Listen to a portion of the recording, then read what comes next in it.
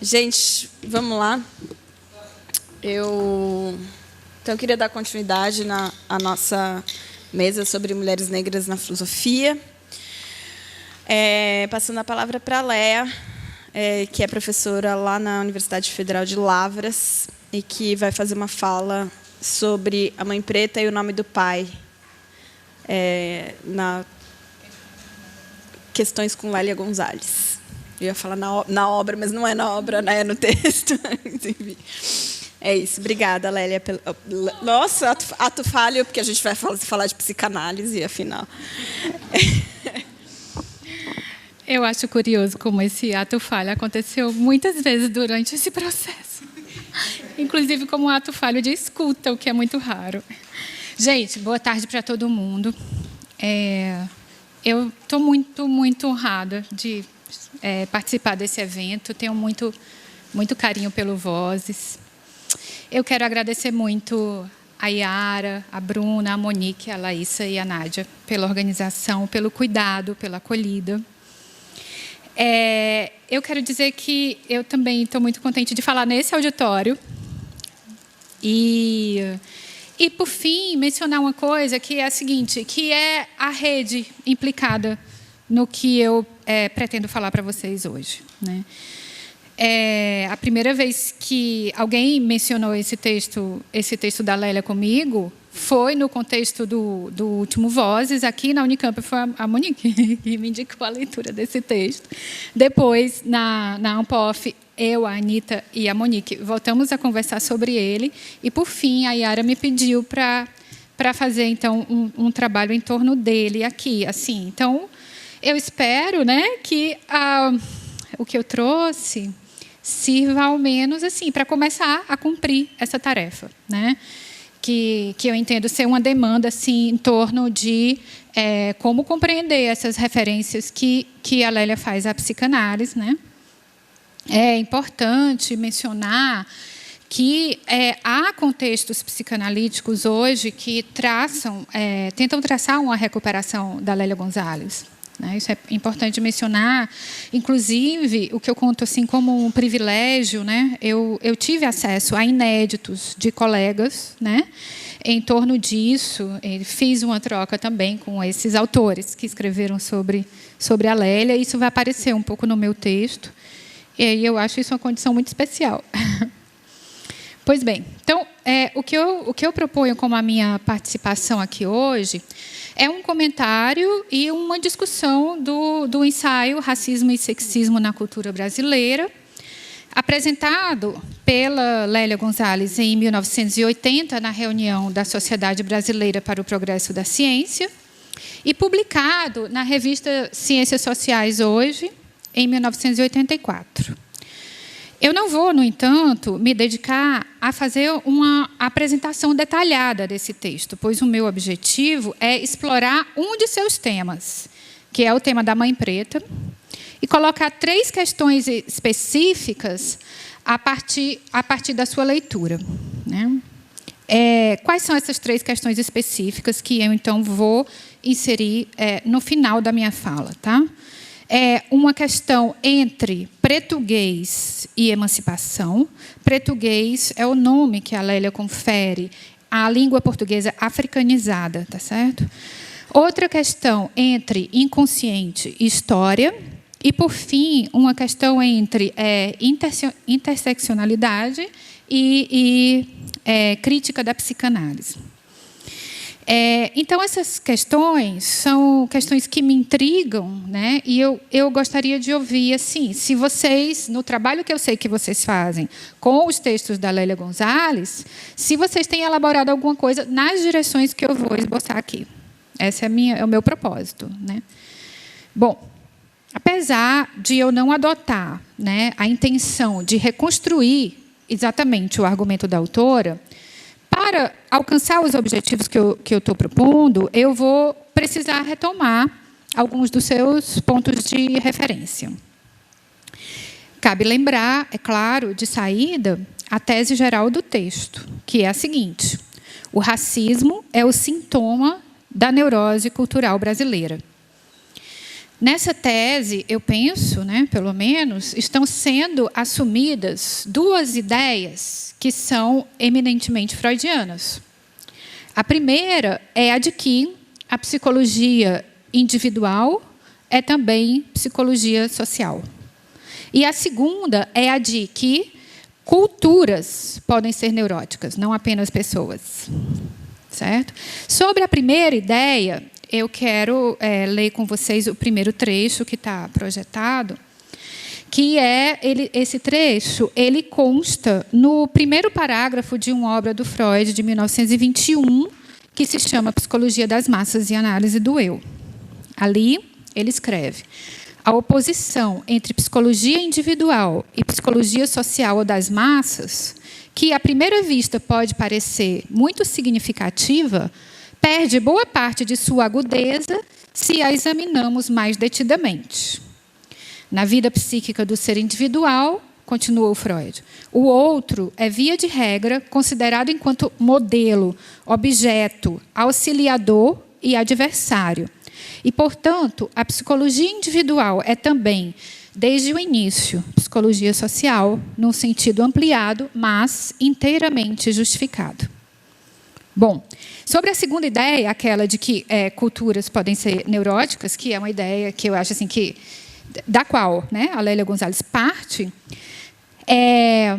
eu lembro que na obra O Mal-Estar na Cultura, esta que já é uma obra de 1930, o Freud, a partir daquilo que ele assume como sendo uma semelhança entre evolução cultural e evolução individual, ele admite a possibilidade de diagnosticar culturas como neuróticas. Para ele, isso significa que cada comunidade, cada cultura possui um supereu próprio, relacionado com os ideais que são transmitidos entre gerações e, portanto, também com a dose de culpa que acompanha o não cumprimento desses ideais.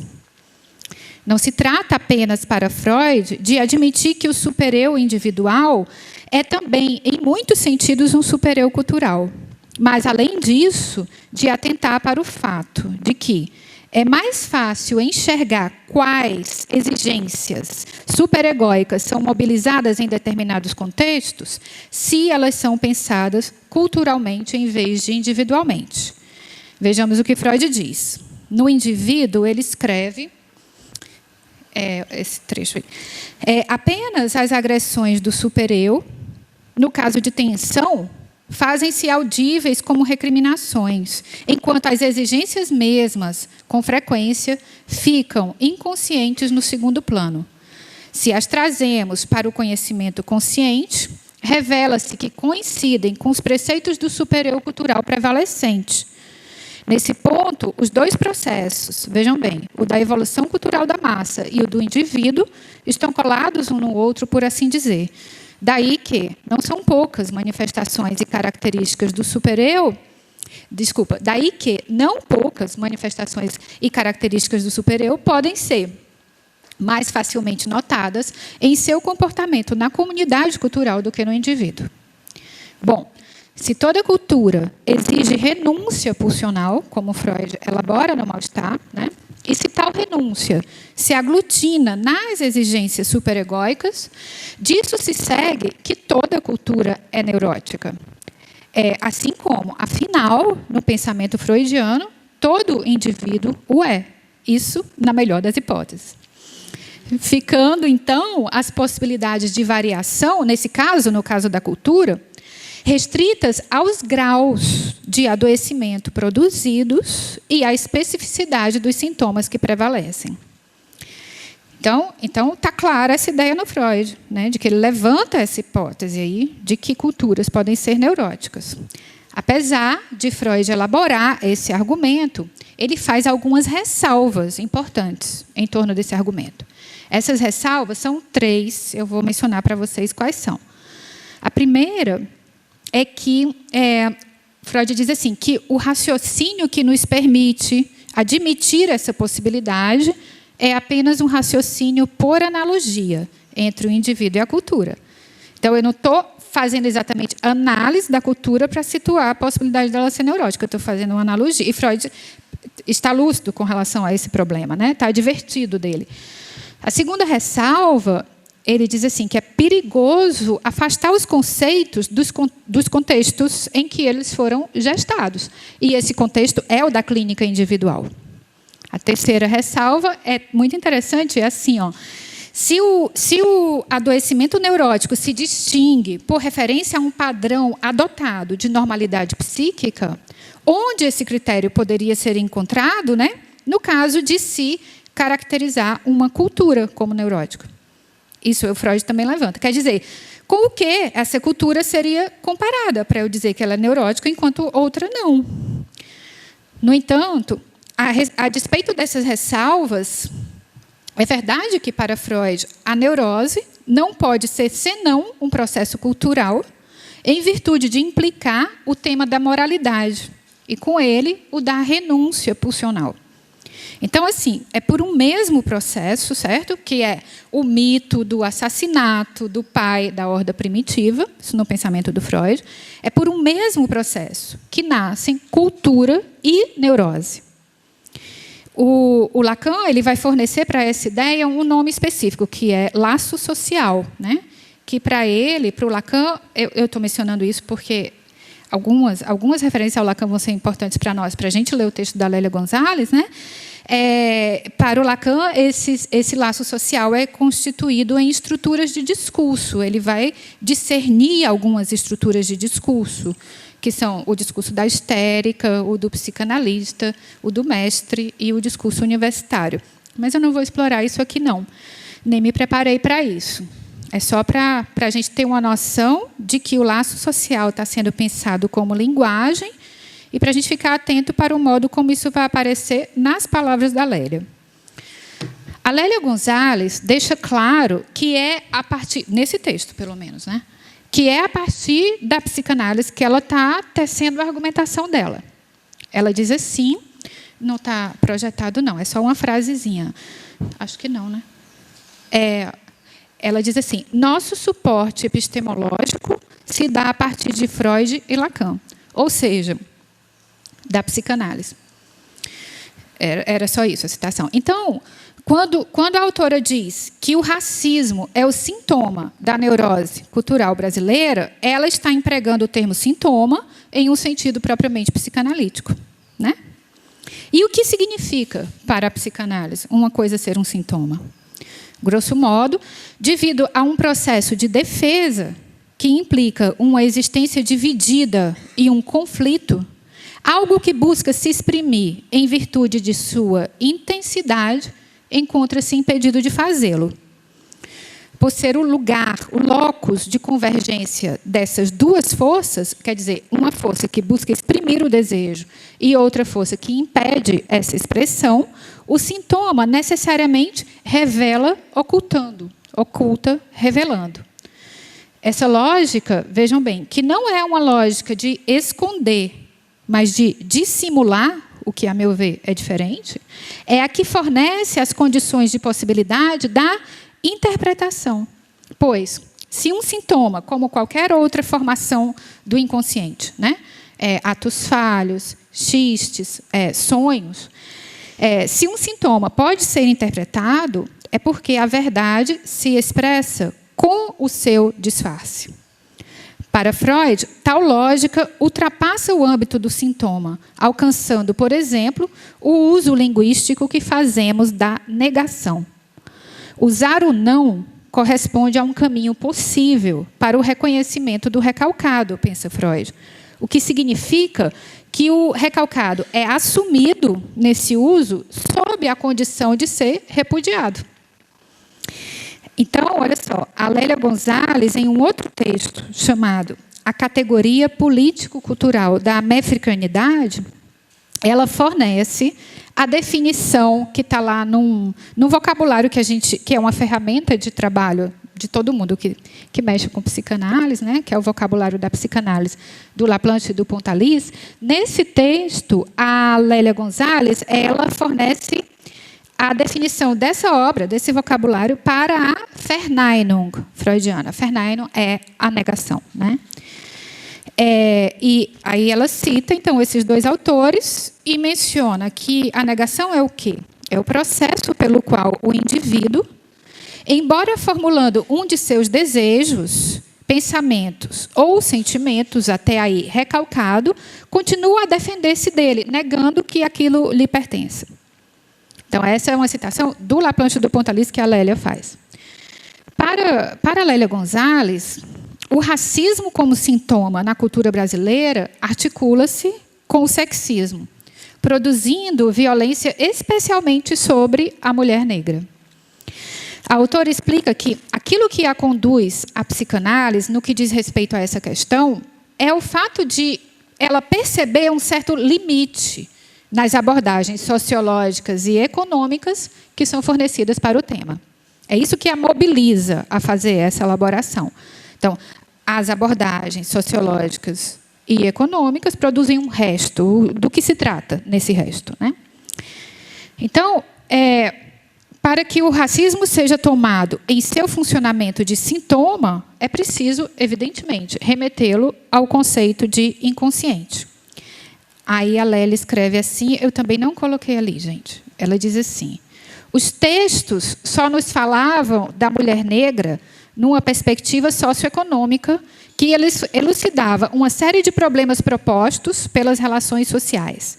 Mas, ela diz, ficava e ficará sempre um resto que desafiava as explicações. Esse é o fim da citação. Então, esse resto é o que ela vai articular com a psicanálise. Tomando como referência uma observação em que o Jacques Alain Miller, que é o cara que editou todos os seminários, pelo menos nas versões oficiais, né, do Lacan, tomando como referência uma observação em que Jacques Alain Miller opõe psicanálise e lógica, no sentido de que a matéria do inconsciente, vamos dizer assim, viceja num campo que resiste à lógica. Então, ela toma como referência uma citação do Miller. Com isso, ela pode manejar uma articulação que é entre negro, lixo e inconsciente. O Miller dizia no trecho citado pela Lélia, ele escreve a seguinte frase: a análise encontra seus bens nas latas de lixo da lógica. A Lélia vai, então, se apropriar do termo lixo, que aparece aí, para formular a pertinência do seu recurso à psicanálise. E aí ela escreve assim: ora, na medida em que nós, negros, estamos na lata de lixo da sociedade brasileira, pois assim o determina a lógica da dominação, caberia uma indagação via psicanálise. Então, a autora confere ao termo lógica, com essa frase, eu penso, uma especificação, uma visada mais política. A lógica da dominação produz um resto, e a razão é que, ao desejo, sobrepõe-se uma rejeição, de modo que nenhum dos dois, nem desejo, nem rejeição, se manifesta enquanto tal no nível do fenômeno, motivo pelo qual se torna necessária uma outra racionalidade, que não é nem a da sociologia, nem a da economia, e que seja capaz de proceder à interpretação do fenômeno. Em um texto recentemente publicado naquele site Lavra Palavra, dois colegas, que se chamam Clarice Paulon e Pedro Ambra, comentam o seguinte.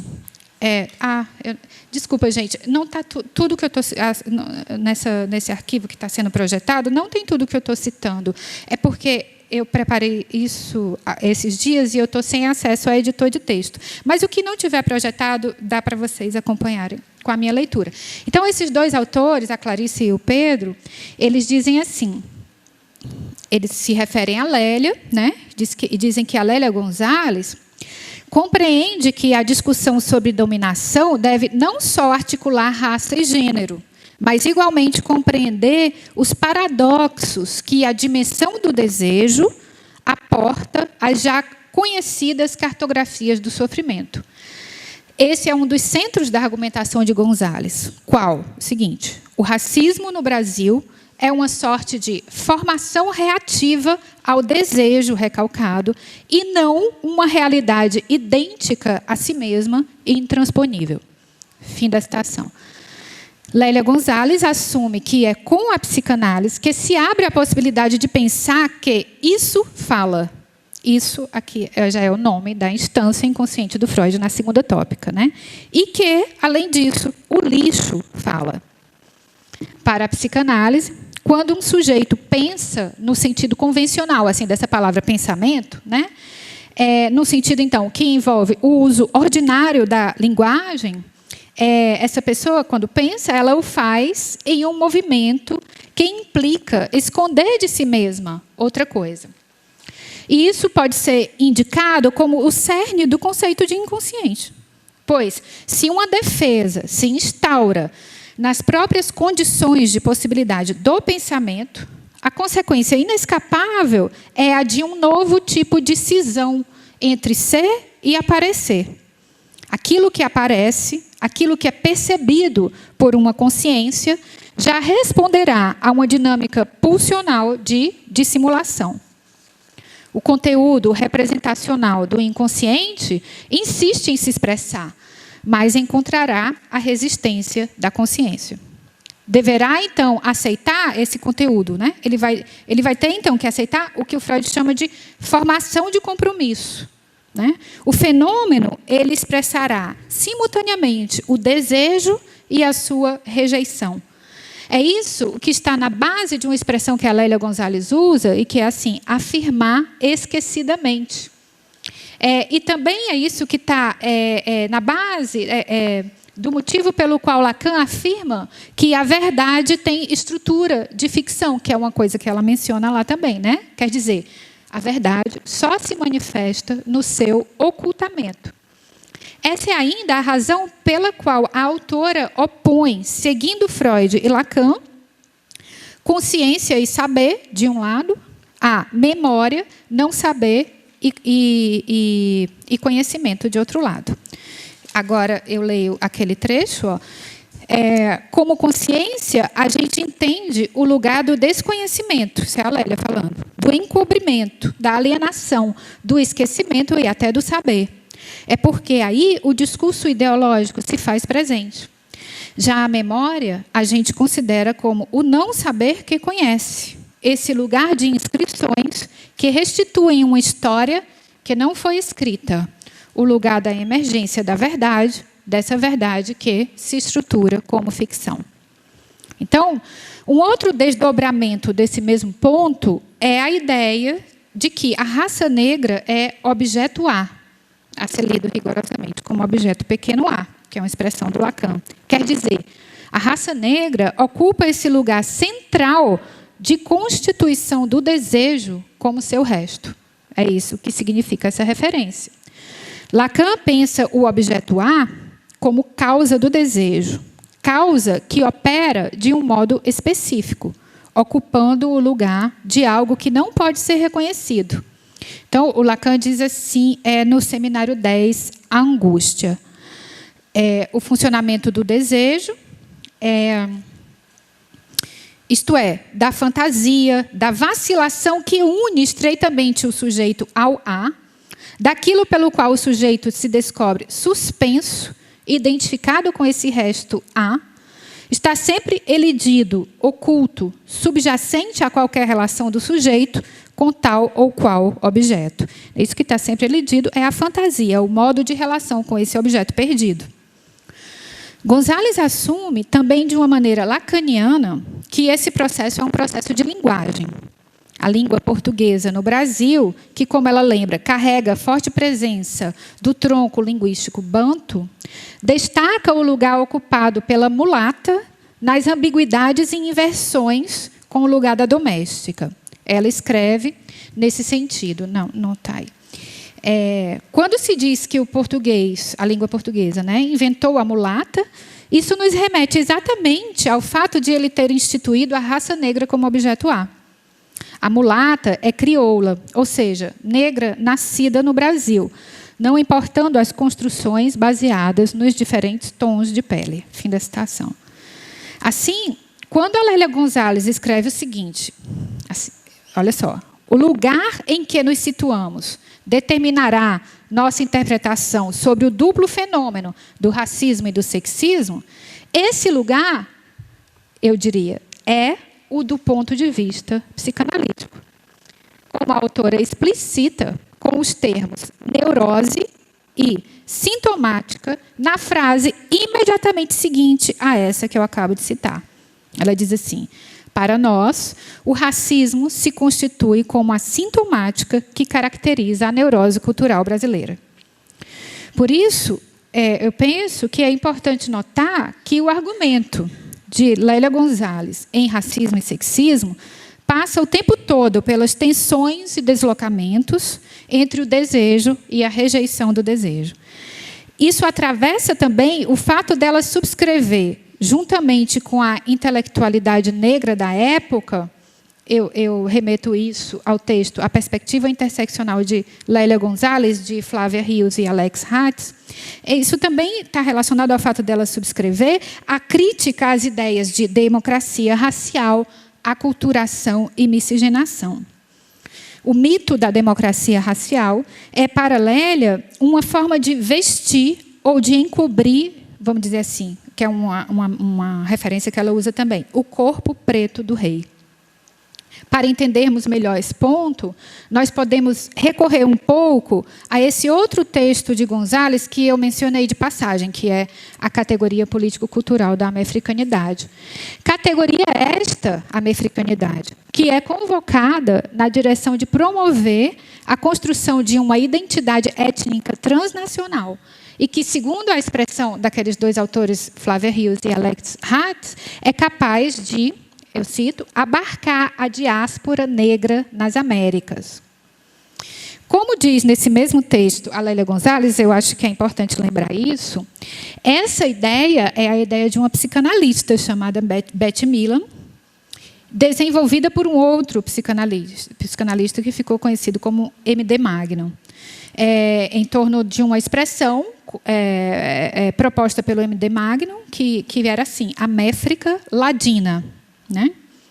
Então, a mefricanidade está, para a Lélia Gonzalez, intimamente articulada com aquela noção psicanalítica de negação. Né? Então, nesse texto, a categoria político-cultural da mefricanidade, ela usa o termo denegação, não negação. E refere qual é o termo em alemão. E o termo em alemão é Verneinung. Certo? Aí eu acho importante dizer que as traduções recentes do texto do Freud, que tem por título essa palavra, Verneinung, as traduções recentes da Maria Rita Moraes para a Autêntica, do Paulo César de Souza para a Companhia das Letras, optam por negação, não denegação, assim como fez a tradutora Marilene Carone na edição para Cossack Naif. Então, vejam, nós, em um outro artigo, um artigo escrito por Cláudia Pons Cardoso e chamado Americanizando o Feminismo, o pensamento de Lélia Gonzalez, nós lemos o seguinte, esse próximo trecho aí, como instrumento metodológico para interpretar o processo de formação das sociedades americanas, Gonzalez se utiliza de uma categoria explicativa oriunda da psicanálise. Eu faria uma pequena correção aqui, porque não é para todas as sociedades americanas que vale esse emprego da negação para a Lélia Gonzalez. Né? Eu vou já explicitar isso. Aqui a autora está usando a escolha de tradução da Gonzalez, né? Denegação, assinalando, aí ela cita a Lélia Gonzalez, enquanto denegação dessa ladino-americanidade, o racismo se volta justamente contra aqueles que, do ponto de vista étnico, são os testemunhos vivos da mesma, tentando tirá-los de cena, apagá-los do mapa. Olha só, a palavra ladino, fui consultá-la no dicionário. Ela possui diversos sentidos. Ela pode se referir a duas línguas do ramo itálico da família indo-europeia ou a qualidade de inteligência ou de esperteza. Ela pode ainda caracterizar uma linguagem como castiça. O que é uma linguagem castiça? É uma linguagem que não tem estrangeirismos. Mas o sentido que eu acredito estar em jogo aqui, de forma proeminente, é colocado assim no dicionário Wise. Dizia-se, ladino, né? Dizia-se do índio ou do escravo negro que já apresentava certo grau de aculturação. Já no dicionário Michaelis, o horizonte da aculturação é colocado de uma maneira clara. O que se está chamando de aculturação? Isso que eu quero dizer é a cultura portuguesa. Então, no Michaelis, a palavra ladino, o significado que é atribuído a essa palavra é assim: dizia-se do escravo ou índio que apresentava certa adaptação à cultura portuguesa. Então, o que eu acho interessante notar aqui? É que o significante proposto pela Lélia, né, e antes dela, pela Beth Milan e pelo M. de Magno, não pretende camuflar a lógica da dominação, que marca sua presença aí, não apenas com o termo ladina, mas também pela própria preservação desconstruída do termo América. Não se trata, eu penso, de buscar um vocabulário externo à dominação, mas de torcer a linguagem a partir dela mesma. Eu quero dizer assim, não se trata de buscar uma alienação relativamente ao processo histórico, mas de reconhecê-lo ao mesmo tempo em que se assinalam as suas possibilidades transformativas. O mesmo trecho citado ali, né, eu fiz uma citação da Cláudia Cardoso, em que ela cita Gonzalez. Eu tive dificuldade de acessar alguns textos da Lélia Gonzalez, não foi muito fácil, não. Então, por isso que eu faço muito citado por. Né? Então, o mesmo trecho citado pela Cláudia, aliás, a Laísa me ajudou, me mandou uns textos. Queria te agradecer, Laísa, por isso também. Então, esse mesmo trecho citado pela Cláudia Cardoso recebe outra formulação em A Categoria Político-Cultural de Americanidade. A Gonzalez escreve ali assim: enquanto denegação de nossa ladino-americanidade, o racismo à brasileira se volta justamente contra aqueles que são o testemunho vivo da mesma. Quem são? Os negros, ao mesmo tempo que diz não fazer isso. Democracia racial brasileira, ela põe entre parênteses. A ladino-americanidade caracteriza para Gonzalez todos os países do continente.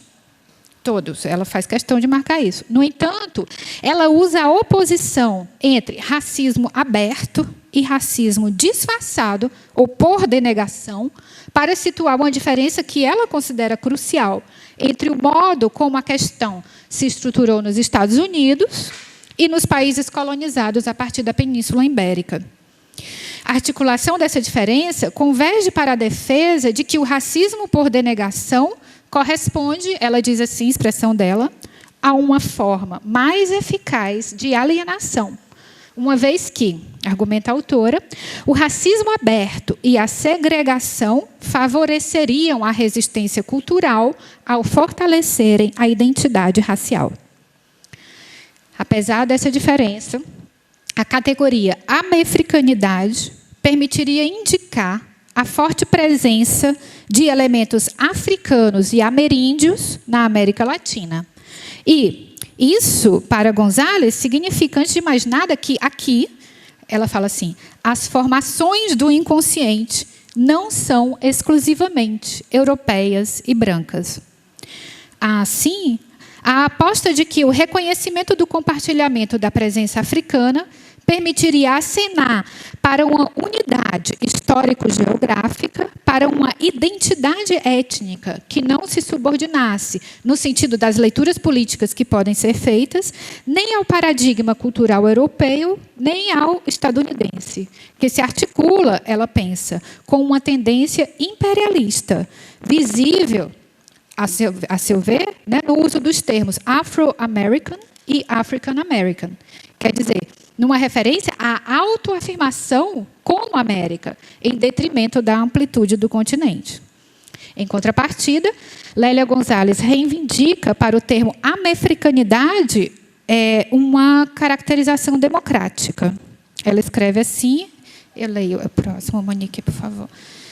As implicações políticas e culturais da categoria americanidade As implicações políticas e culturais da categoria de ama-africanidade são, de fato, democráticas.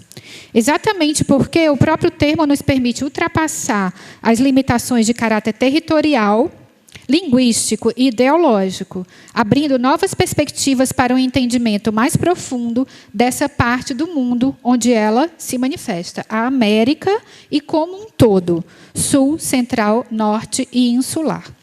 Para além do seu caráter puramente geográfico, a categoria de ama-africanidade incorpora todo um processo histórico de intensa dinâmica cultural, adaptação, resistência, reinterpretação e criação de novas formas. Que essa dinâmica cultural, ela diz, é afrocentrada. Em consequência, ela nos encaminha no sentido da construção de toda uma identidade étnica. Em Racismo e Sexismo, que é o texto que eu estou focando aqui, a tese do racismo como sintoma da neurose cultural brasileira e, portanto, como a forma da ama-africanidade no Brasil, será explorada em 3 figuras.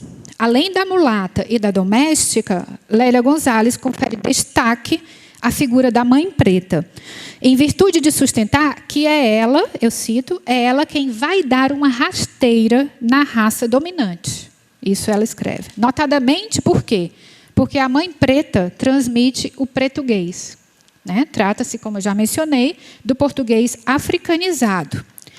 Em outro texto da Lélia, chamado A Mulher Negra na Sociedade Brasileira, ela escreve: a nosso ver, a mãe preta e o pai João, com suas histórias, criaram uma espécie de romance familiar, esse termo é do Freud, eu vou voltar a ele, que teve papel importante na formação dos valores e crenças do povo. Ela usa, né, de uma maneira polêmica, né, esse termo Volksgeist. Consciente ou não, passaram para o brasileiro, a mãe preta e o pai João, passaram para o brasileiro branco as categorias das culturas africanas de que eram representantes. Mais precisamente, coube à mãe preta a africanização do português falado no Brasil, o pretuguês, como dizem os africanos lusófonos, e, consequentemente, a própria africanização da cultura brasileira. Operam aqui, como nós vemos, 2 ideias. A primeira é a de que a língua é um veículo privilegiado de transformação cultural. A segunda é a de que a mãe preta executa essa transformação de um modo que pode ser não reconhecido. No primeiro ponto, quer dizer, a língua é um veículo privilegiado de transformação cultural, além da leitura lacaniana de Freud, que, como sabemos, toma a relação entre fala e linguagem como ponto de partida, reverbera o quê? Reverberam observações do Frantz Fanon, né? Que, aliás, a Gonzalez menciona logo no início de Racismo e Sexismo. Né? Eu lembro aqui um trecho do Fanon, em que ele diz assim, logo no início de Peles Negras, Máscaras Brancas, no início do livro também. Atribuímos uma importância fundamental ao fenômeno da linguagem. É por esta razão que julgamos necessário este estudo, esse que ele está fazendo, o livro dele, que pode nos fornecer um dos elementos de compreensão da dimensão para o outro do homem de cor. Uma vez que falar é existir absolutamente para o outro, né? Desculpa, isso é uma frase só. Uma vez que falar é existir absolutamente para o outro. Falar é estar em condições de empregar certa sintaxe, possuir a morfologia de tal ou qual língua, mas é, sobretudo, assumir uma cultura, suportar o peso de uma civilização. Essas são palavras do Fanon. Eu vou retornar a isso na parte final da minha fala. Por ora, com o objetivo de colocar em perspectiva o argumento da Lélia e angariar elementos para uma das questões que eu quero formular, eu gostaria de explorar um pouco alguns aspectos envolvidos na abordagem da figura da mãe preta, a partir de um viés articulado com a psicanálise. Então, vejam bem, o tema do ocultamento da figura da babá na constituição subjetiva da criança, como mostra Marisa Correia, em um texto publicado nos Cadernos Pagu, A Babá de Freud e Outras Babás, esse tema transcende, na teoria psicanalítica, a situação brasileira. Na verdade, remonta ao próprio Freud, né? E recebe a seguinte formulação de um autor chamado Jim Swan, citado pela Marisa Correia. Ele diz assim, eu acho que eu não pus ali não, é assim, ó.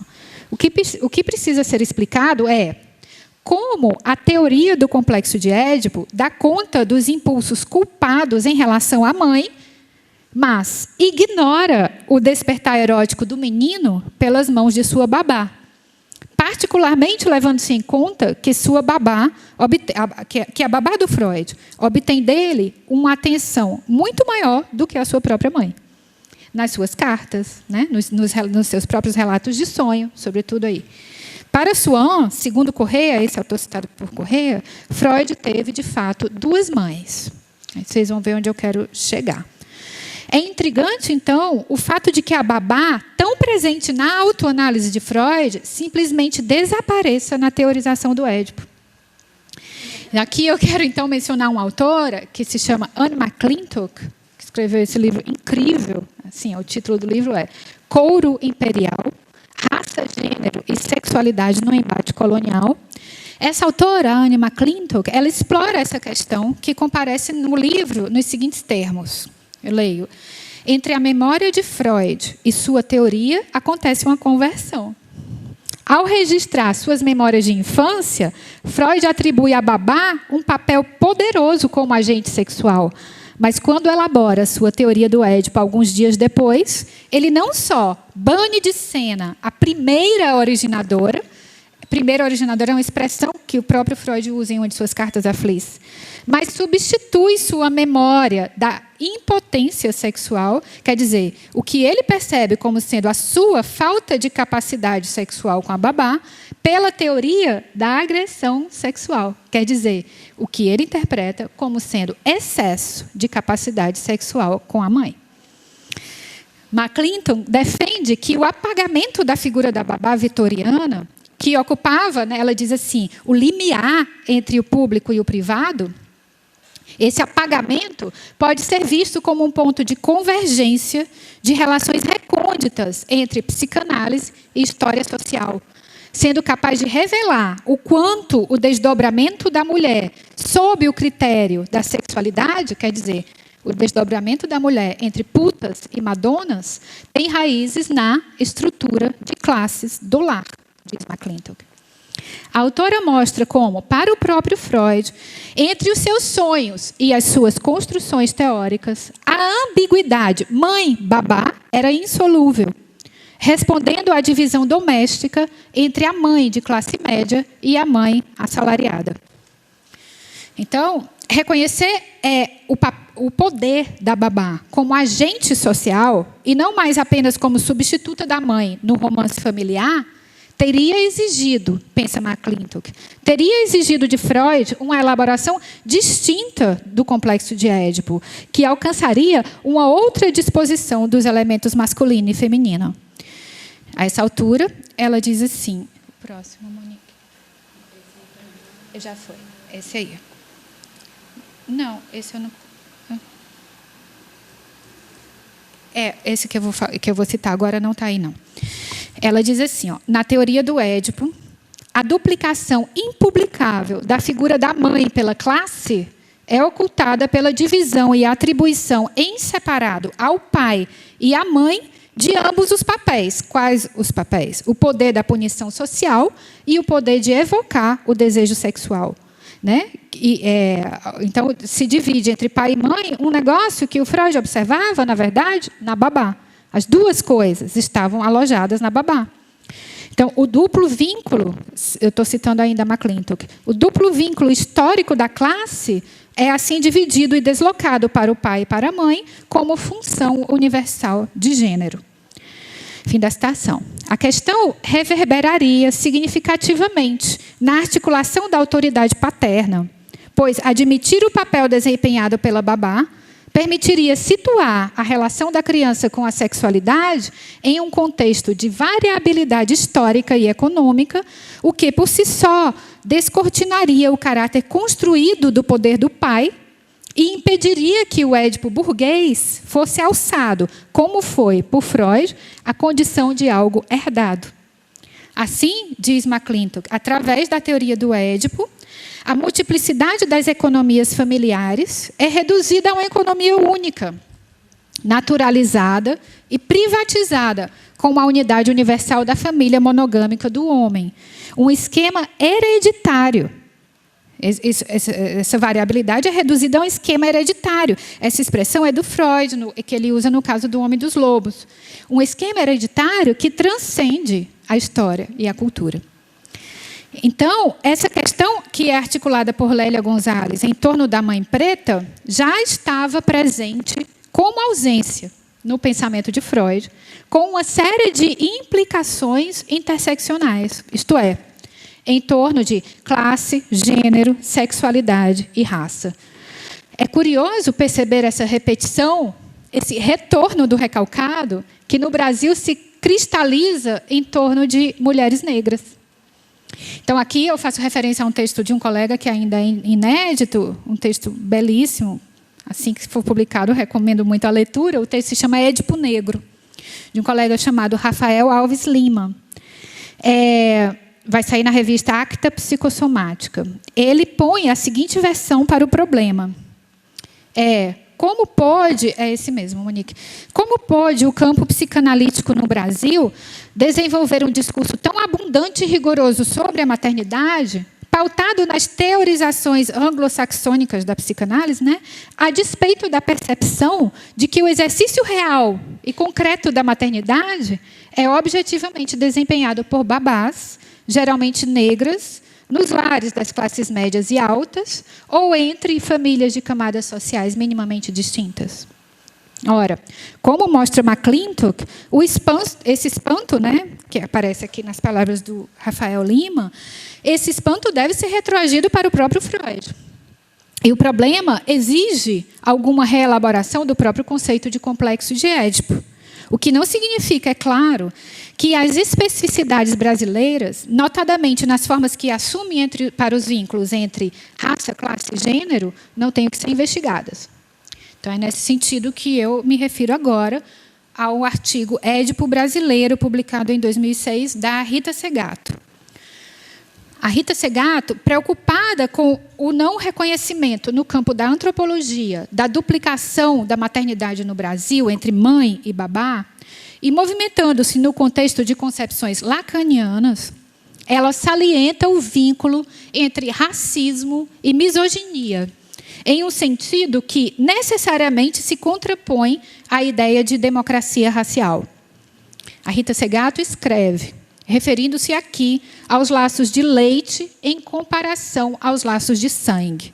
Eu cito: a perda do corpo materno, ou castração simbólica no sentido lacaniano, vincula definitivamente a relação materna com a relação racial, a negação da mãe com a negação da raça e as dificuldades de sua inscrição simbólica. Ocorre um comprometimento da maternidade pela racialidade e um comprometimento da racialidade pela maternidade. Há uma retroalimentação entre o signo racial e o signo feminino da mãe. Portanto, longe de dizer que a criação do branco pela mãe escura resulta numa plurirracialidade harmônica, ou que se trata de um convívio interracial íntimo, como fazem os que tentam romantizar esse encontro inicial, o que afirmo é, pelo contrário, que o racismo e a misoginia no Brasil estão entrelaçados num gesto psíquico só. Segato, que, tal como McClintock, sublinha o laço entre racismo e discurso modernizador, serve-se da expressão maternidade transferida, que é uma expressão da Sueli Gomes Costa, para pontuar o trajeto histórico que é assim, que passa das amas de leite para as amas secas, para as babás. Rita Segato mostra como o primeiro deslocamento, ama de leite, ama seca, resultou, no século XIX, de concepções higienistas, que questionavam a origem das mulheres levadas para o espaço doméstico alheio, concepções veiculadas, sobretudo na imprensa e pelas práticas médicas. A prevalência do higienismo fornece, segundo Rita Segato, uma ocasião de intensa expressão de ódio contra mulheres negras. Assim, ela observa, são de uma virulência que chama a atenção as diatribes da época na imprensa escrita contra as humildes provedoras de maternidade que doavam seu afeto e cuidado às crianças das famílias brancas e branqueadas. Diatribes estas, impregnadas de intenso ódio, escritas seguramente por homens que, na infância, foram embalados junto a seios como os delas. A estas expressões de ódio, opõem-se as de apreço, dirigidas ao seio materno branco e limpo, o seio recomendado agora da mãe senhora. Dessa época data a conhecida frase que rodou o nosso continente em boca dos higienistas: mãe tem uma só. Porém, diante da inexistência de políticas públicas para o cuidado das crianças, essa propaganda higienista não produz como resultado a eliminação das amas de leite das famílias com acesso a algum recurso financeiro. Porém, qual é o resultado? É a substituição das amas de leite pelas amas secas. O lugar da mãe preta é preservado. E com ele, diz Segatto, numa argumentação próxima à de Lélia Gonzalez, é também preservada a transmissão da negritude para crianças brancas, que, tendo recebido cuidados maternos de uma mulher negra, irá se apropriar constitutivamente de sua imagem. A Rita Segatto diz assim: uma criança branca, portanto, será também negra, por impregnação da origem fusional com o corpo materno, percebido como parte do território próprio. Fim da citação. Essa transmissão é, no entanto, para Segatto, diferentemente de Gonzalez, o lugar de algo mais fundamental ainda do que a negação. A autora, a Rita Segatto, busca no termo lacaniano foraclusão a forma de nomear isso. A foraclusão, que é um mecanismo que o Lacan atribui à gênese da psicose, é mais radical do que o recalque, porque equivale a uma não inscrição simbólica que o recalque teria como condição prévia. A foraclusão, nos termos de Segatto, eu cito, é uma ausência que, contudo, determina uma entrada defeituosa no simbólico.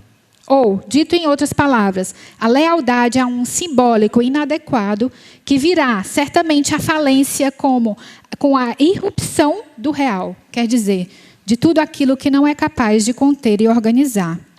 Fim da citação. Então, nós teríamos, com relação à mãe preta, pensa Segatto, uma foraclusão que alcança a historiografia e estudos congêneres, de modo que nada que se quer saber a respeito disso. Foraclusão que a autora contrapõe expressamente aos conceitos psicanalíticos de negação e de recalque. Ela diz assim, o fato de que a mãe se encontra impregnada por esta genealogia que vai do seio escravo do passado ao colo alugado de hoje, faz com que essa perda não possa ser somente rasurada no discurso como um recalque. A supressão deve ser nada mais e nada menos que desconhecimento. A ausência mesma de conhecimento do destino terrível, que é a marca da mãe, é a tática de alienação e o refúgio do sujeito frente à possibilidade de se tornar herdeiro dessa história. O que a Segatto quer dizer, na minha leitura, o que ela quer dizer, afinal, com isso, é que a resistência à inserção social das pessoas negras estaria relacionada à impossibilidade fundante de instalar a negritude da mãe no discurso. E que a violência racista está inscrita na própria constituição da subjetividade de diversos brasileiros. A necessidade de afastamento da mãe, e eu acrescentaria todo o horror investido na fantasia mortífera de retorno ao ventre materno, ganha modulações incisivas no repúdio da mulher negra. Assim, pensa Segatto, apesar de o racista poder admitir seu amor pela mãe preta, não admite sua condição subjetiva de negra, pois isso estaria aquém da possibilidade de simbolização. A Segatto diz assim, também não está ali. Ela diz assim, o racista certamente amou, e por que não, ainda ama a sua babá escura. Somente não pode reconhecê-la na sua racialidade e nas consequências que essa racialidade lhe impõe enquanto sujeito. Estamos falando do que não se pode nomear, nem como próprio, nem como alheio. Fim da citação. Outra consequência que Segato retira disso é a ideia de que a mãe cívica, essa é uma expressão da Margaret Hago, ela vai ter que desempenhar a função paterna. Isso me interessa aqui bastante. Sendo esta a função paterna pensada na teoria lacaniana do Édipo como o exercício da separação da criança em relação à mãe e como o operador de sua entrada na cultura, né? A função paterna é, para Lacan, o operador da entrada da criança na cultura. A mãe legítima, conclui Segato, eu cito, ao negar o investimento materno por parte da babá, substituindo a clave do afeto pela clave do contrato, fica igualmente aprisionada numa lógica masculina e misógina, que retira da mãe babá sua condição humana e a transforma em objeto de compra e venda. Fim da citação. Do lado da mãe preta, Segato também enxerga a divisão, pois o amor que ela dirige à criança não poderá não ser marcado pelo fato de que essa situação lhe foi imposta a um custo vital, seja por referência à escravidão, seja por referência à pobreza. Como diz Luiz Felipe D'Alencastro, citado por Rita Segato, trata-se de uma união entre a criança e a mãe preta fundada no amor presente e na violência pregressa. Na violência que fendeu a alma da escrava, abrindo o espaço afetivo que está sendo invadido pelo filho de seu senhor. Fim da citação. Olha só, salta aos olhos o fato de Rita Segato não mencionar Lélia Gonzalez ao indicar a carência, em virtude do racismo acadêmico, de estudo sobre a figura da criadeira, a expressão que ela usa, especialmente quando consideramos a direção psíquica em que ela situa seu próprio interesse. Ela diz assim: a baixíssima atenção a ela dispensada na literatura especializada produzida no Brasil destoa com a enorme abrangência e profundidade histórica desta prática e seu forçoso impacto na psique nacional. Fim da citação. Como observa o Rafael Lima, embora a Segato não cite a Gonzalez, é a Lélia Gonzalez quem antecipa a reflexão sobre o Édipo Negro. Entre as hipóteses de Lélia Gonzalez e de Rita Segato, quer dizer, uma elaborada com o conceito de negação e outra com o conceito de foraclusão, eu penso assim, eu acredito termos mais elementos em favor da hipótese da Lélia. Porque, de fato, a negritude da cultura brasileira é constantemente afirmada sob a condição de ser negada. E porque não vemos aquilo que foi foracluído retornar no real como alucinação, o que seria, para Lacan, resultado necessário do processo da foraclusão. No argumento da Rita Segato, tudo se passa como se, em torno da babá, se produzisse um repúdio ainda mais profundo do que aquele que se organiza em torno da mãe. Mas não é exatamente nessa direção que a Lélia Gonzalez encaminha seu raciocínio, porque, para ela, a mãe preta é a mãe.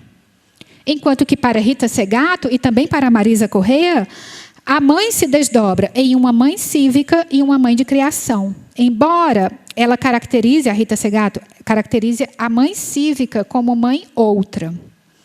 Rafael Lima evidencia esse ponto, dizendo assim, eu cito: a diferença entre as duas reside no fato de que, para Gonzalez, não há disjunção da maternidade, enquanto que, para Segato, a desagregação entre mãe legítima e mãe de criação é fundamental para a formulação do Édipo Negro. Fim da citação. Então, a proposta de Lélia Gonzalez com relação a isso é, como anota Rafael Lima, mais radical. E essa radicalidade é situada em racismo e sexismo, à luz do problema dos motivos da identificação do dominado com o dominador, que se expressa no Brasil no mito da democracia racial. Esses motivos não são, no entanto, até onde eu consigo perceber, fornecidos nesse texto da Lélia Gonzalez. O que a Gonzalez faz é sustentar que essa identificação opera a partir de uma negação, de um afirmar esquecidamente. Mas, a meu ver, ela não elabora em torno do que motivou essa denegação específica. Ou seja, não há, em racismo e sexismo, até onde eu consigo enxergar, uma resposta para a pergunta que a própria Lélia coloca do seguinte modo: por que o negro é isso que a lógica da dominação tenta e consegue, muitas vezes, nós o sabemos, domesticar? Então, eu passo agora para a última parte da minha fala, na qual eu pretendo apresentar a vocês as questões que eu entendo que esse texto, que esse percurso que eu fiz, me permite formular com o texto Racismo e Sexismo. A primeira é uma questão entre português e emancipação. A mãe preta formou filhos que a negam, mas que, apesar disso, carregam consigo as marcas dessa língua originalmente materna. Em um artigo publicado na Folha de São Paulo, citado por Flávia Rios e Alex Hatz, a Lélia Gonzalez afirma assim, que a mãe preta desenvolveu as suas formas de resistência. E em Racismo e Sexismo, nós vemos que essa resistência é reconhecida na transmissão do português africanizado. Lélia Gonzalez afirma, no final do seu ensaio, ela afirma assim, que o negro venceu a batalha discursiva, uma vez que, não apenas com a língua, não permite o apagamento das raízes africanas de nossa cultura. Trata-se, portanto, de uma resistência cultural. Segundo Flávia Rios e Alex Hatz, a localização das histórias da mãe preta, eu cito, no seio de um pensamento que quer compreender e, ao mesmo tempo, transformar a realidade, poderia sugerir uma verdadeira revolução silenciosa, metaforicamente apresentada por Gonzalez. O subalterno, como sujeito que promovia alterações na linguagem e na cultura daquilo que veio a se chamar Brasil. Para Gonzalez, não há o lugar de simples vítima para esse grupo social. Uma compreensão poderia ser extraída. A grande transformação poderia ser feita no âmbito cultural. Mas, uma vez que a cultura brasileira é, de fato, como diz Lélia Gonzalez, marcada por um recalque constitutivo da opressão racial, eu me pergunto, em que medida a transmissão apenas incipiente, e vamos dizer assim, bordejante, do português, como língua dessa mesma cultura, não se insere na repetição desse recalque. Se a rasteira, ela diz, que a mãe preta dá uma rasteira na raça dominante. Se essa rasteira tivesse sido efetiva, não deveria ter trazido consigo efeitos de emancipação? O que nos permitiria pensar esse elemento de resistência, caracterizado por Lélia Gonzalez em outro lugar como a resistência passiva, como possibilidade? Como a gente poderia pensar isso aí que ela chama de resistência passiva, como real possibilidade de transformação histórica? Eis uma pergunta que me parece fundamental. Não é o contrário disso que aparece na pesquisa de Rita Segato, quer dizer, no fato de a mãe preta ter sido esquecida na historiografia? Estaria Lélia Gonzalez apostando em possibilidades emancipatórias inerentes à linguagem? Mas o que funcionaria aqui no sentido de corroborar essas possibilidades emancipatórias? Eu não vi resposta para isso nesse texto específico. Então, eu queria ouvir vocês sobre esse problema que eu não consegui equacionar, porque eu sei que vocês trabalham com esse texto. Eu não encontrei resposta. Eu penso que o mesmo ponto pode ser colocado ainda de outro modo. Agora, reportando-se mais diretamente ao suporte epistemológico adotado pela autora, a psicanálise. O que significa dizer que a mãe preta dá uma rasteira na raça dominante? Apenas que ela mantém a sua presença esquecidamente? Falar português seria apenas como sonhar, como realizar oniricamente um desejo, exatamente na medida em que ele não pode se expressar cotidianamente, como diria Freud, na vida de vigília? Há um paradoxo nisso, eu acho, porque a Lélia Gonzalez parece estar afirmando que a cultura brasileira é simultaneamente negra e racista. Ora, mas não é o paradoxo uma marca constitutiva das formações do inconsciente? O problema, então, não reside em reconhecer o caráter paradoxal do sintoma da neurose cultural brasileira, já que todo sintoma carrega essa marca, mas em como direcionar a potência política disso que passa a ser compreendido assim. Pois o problema parece ser assim, como passar da resistência cultural para a alteração das estatísticas relativas a trabalho doméstico, remuneração e ascensão social. O ensaio de Lélia Gonzalez suscita, portanto, eu penso, questões tensas entre psicanálise e política. e, entre tantas outras coisas, nos permite retornar a uma pergunta formulada por Freud na ocasião em que reconhecia o potencial heurístico da noção de neurose social, que ele dizia assim, ó, no que diz respeito à aplicação terapêutica dessa compreensão, de que adiantaria a mais pertinente análise da neurose social se ninguém possui autoridade para impor ao grupo a terapia.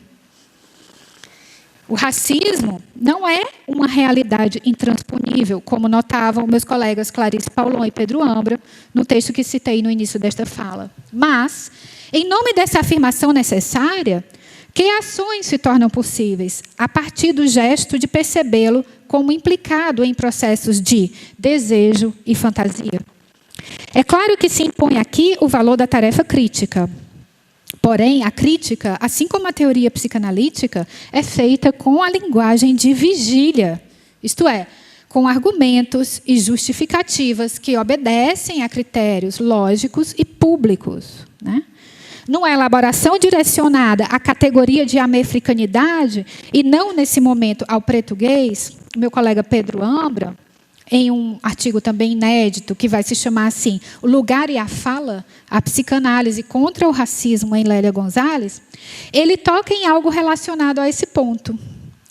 Ele diz que a vantagem de insistir, como Gonzalez, numa universalização da americanidade é poder fazer a verdade denegada falar por todos os poros sociais, internalizando a contradição ao invés de projetá-la no outro. Fim da citação. O Pedro está preocupado aqui com os impasses das políticas identitárias, que, ao fortalecerem a própria noção de identidade, precisam ficar advertidas contra o risco de antagonizar exageradamente com o outro. E ele não deixa de evidenciar a sua concordância com o fato de a questão precisar ser pensada antes, como esclarece Djamila Ribeiro, em Lugar de Fala, à luz da necessidade de, cito a Djamila, desvelar o uso que as instituições fazem das identidades para oprimir ou privilegiar.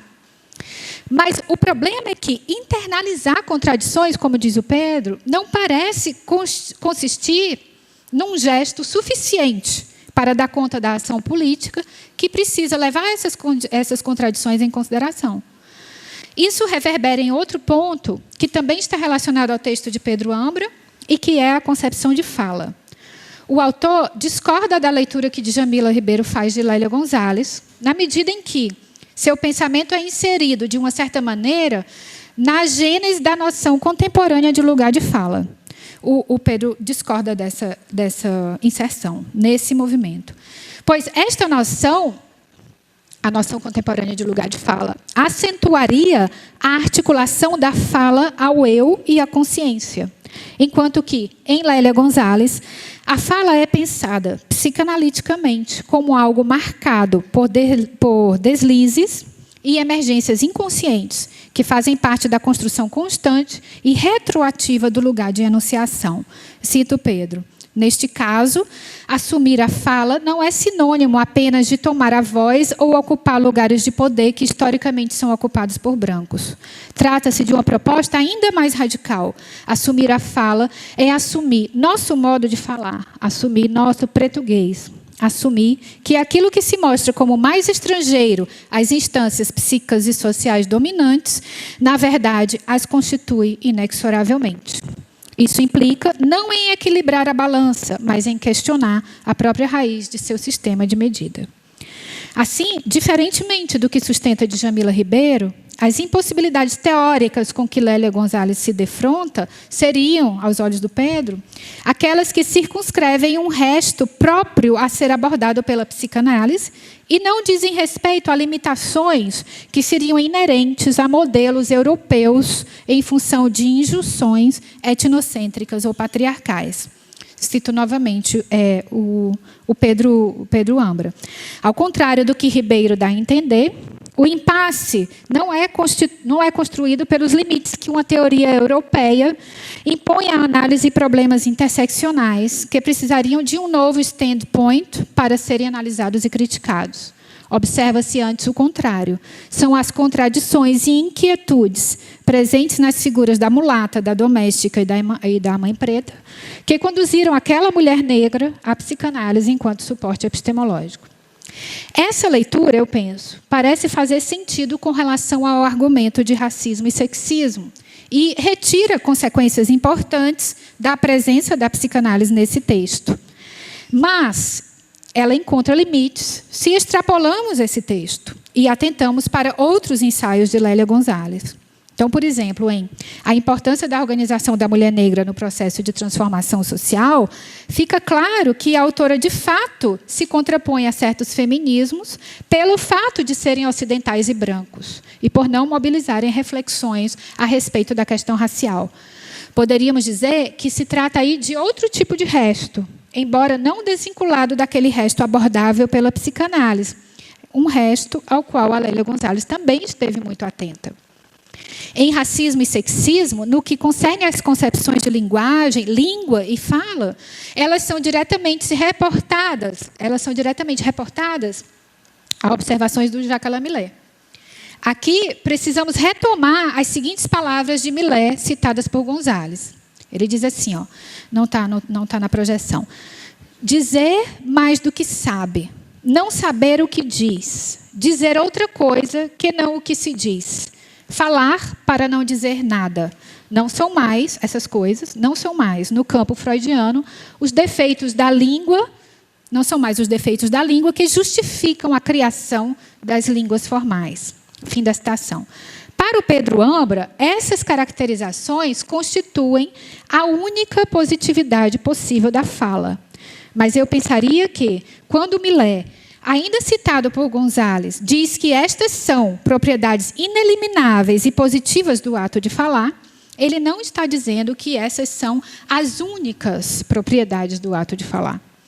Além disso, se Lélia Gonzalez estivesse assumindo que a única positividade da fala é falar para não dizer nada, seu texto possivelmente estaria condenado a sucumbir aos limites de um gesto autodestrutivo, o que nos impediria, afinal, de sequer formular a questão a respeito da agência política. Mas, a meu ver, não é isso que acontece. A fala de Gonzalez propõe argumentos e teses cujas justificativas ela tenta fornecer. Isso quer dizer que seu texto não é construído como um processo onírico e que os termos nos quais tanto ela quanto a letra de Freud e de Lacan amarram consciência de uma maneira muito restrita à ilusão precisariam receber novos desdobramentos. Pois a admissão de que a ilusão incide na consciência não elimina, como é evidente, a necessidade política e também epistemológica do uso público da argumentação. Então, se por um lado, o lugar epistemológico do qual parte Lélia Gonzalez implica efetivamente, como argumenta Pedro Ambra, a incidência da ilusão e da divisão subjetiva na fala, de modo que, do lugar de fala, não decorre a consciência do sujeito a respeito desse lugar. Por outro lado, a autora não elimina a questão da identidade, porque marca o fato, desculpa, meu ato falo, eu vou voltar para o falo, gente. Porque marca o fato de que fala enquanto mulher negra. Ela diz isso, né?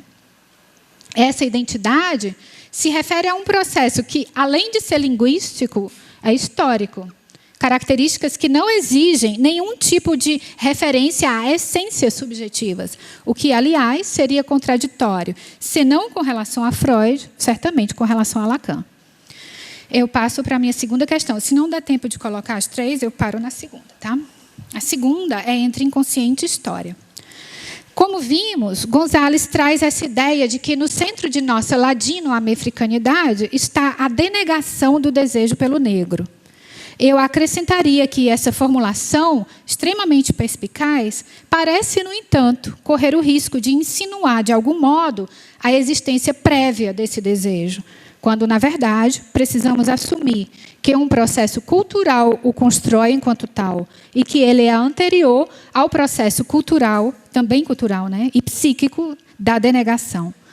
O que quero dizer aqui é que podemos nos perguntar por aquilo que é anterior à dialética entre desejar e rejeitar o desejo quando ela incide sobre a pessoa negra. Porque, evidentemente, esse estado de coisas com relação ao negro não é inerente ao inconsciente. Algo relativo ao termo do Freud é pequena diferença, foi usado por motivos das mais diversas ordens, motivos sempre espúrios, jamais justificáveis, para a construção desse lugar para o negro. Esse processo é anterior àquilo que é analisado por Lélia Gonzalez em Racismo e Sexismo. E ainda exige uma racionalidade psicanalítica, embora a ultrapasse. Dizendo isso de outro modo, se a psicanálise permite dar conta de um resto, isso evidentemente não quer dizer que sociologia e economia não façam parte, de modo decisivo, da lida com o problema. Aspectos que, aliás, Lélia Gonzalez desenvolveu em diversos outros textos. Quero dizer que não podemos arriscar deixar subentendido na argumentação que o fato de haver processos inconscientes necessariamente colocaria o negro nesse lugar denunciado por Gonzalez. A meu ver, é por isso que, em outro texto, a categoria político-cultural da africanidade, ela situa o racismo como estratégia para, a expressão dela, internalização da superioridade do colonizador pelos colonizados. E procura encontrar a raiz do racismo por denegação no fato de a Ibéria ter sido conquistada pelos mouros. Ela diz assim, acho isso muito relevante, desnecessário dizer que, tanto do ponto de vista racial quanto civilizacional, a presença moura deixou profundas marcas nas sociedades ibéricas, como de resto na França, Itália, etc. Por aí se entende porque o racismo por denegação tem na América Latina um lugar privilegiado de expressão, na medida em que Espanha e Portugal adquiriram uma sólida experiência quanto aos processos mais eficazes de articulação das relações raciais. Com isso, ela se refere ao fato de que, na Reconquista, mouros e também judeus foram alvo de um controle social violento. Então, parece importante não isolar o argumento de racismo e sexismo desses outros pontos, que aparecem com essas outras hipóteses nesse outro texto. Pode ser interessante também ler Racismo e Sexismo a partir de algo observado por Achille Mbembe, quando ele escreve, assim eu cito, que a transnacionalização da condição negra é um momento constitutivo da modernidade, sendo o Atlântico o seu lugar de incubação. Ou seja, o lugar do negro foi construído historicamente de um modo tal que implicou o processo de colonização e a própria modernidade. Ideia que permite a Mbembe sustentar que o negro não existe. O negro, ele escreve, não existe enquanto tal. Estou citando. Ele é constantemente produzido. Produzir o negro é produzir um vínculo social de submissão e um corpo de exploração. Isto é, um corpo inteiramente exposto à vontade de um senhor e do qual nos esforçamos para obter o máximo de rendimento. Fim da citação. Então, a insistência na incidência de fantasias inconscientes na construção do lugar do negro não pode prevalecer heuristicamente sobre o fato de que a origem dessas fantasias reside na violência extrema e no exercício de poder que tenta conduzir aqueles considerados outros não apenas ao lugar de subalternidade, mas ao lugar de desumanidade. Isso significa que o recurso à psicanálise não pode corresponder a uma diminuição dos aportes histórico, sociológico e econômico.